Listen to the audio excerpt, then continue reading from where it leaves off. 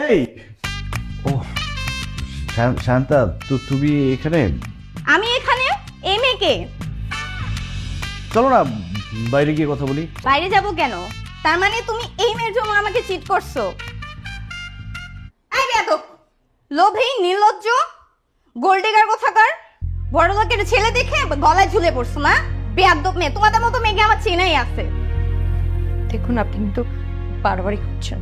বাড়াবাড়ি করছি মানে একটা থাপ্পড় দিব, বেয়াদব মেয়ে। ফাইজলামি। কি হচ্ছে এখানে? এটা ভদ্রলোকের বাসা। এই তুমি কে? দাদু, আমি শাওনের গার্লফ্রেন্ড। গার্লফ্রেন্ড? শাওন বিয়ে করেছে, ও এখন একজন ম্যারিড পারসন। ওর কোনো গার্লফ্রেন্ড থাকবে না। তুমি বেরো। I say get out.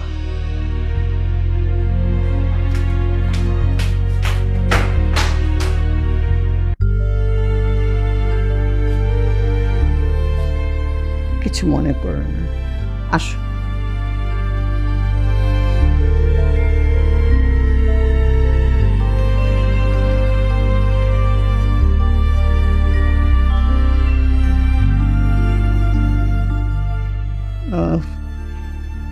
আমি আসলে খুবই দুঃখিত, তোমার সঙ্গে এরকম একটা ঘটনা হয়ে গেল, যেটা হওয়া উচিত ছিল না, কিন্তু হয়ে গেল আর কি। তুমি সব শুনলে হয়তো তোমার ধারণা কিছুটা বদলাতে পারে। তোমাকে আমি একটু সব কিছু খুলে বলতে চাই। আমার নাতিটা ছোটবেলা থেকে এই যে পরিবারের যে মায়া, ভালোবাসা, আদর, যত্ন, শাসন,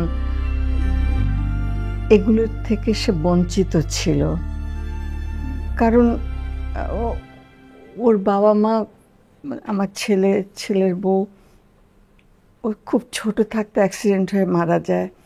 অ্যাক্সিডেন্টে আমার ছেলে মারা যাওয়ার পর ও আমার কাছেই বড় হতে থাকে।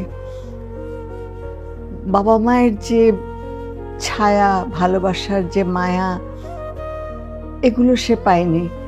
আবার আমার কাছে যখন এসছে, আমিও ওই একই, বুঝতে তো পারো, স্নেহ নিম্নমুখী।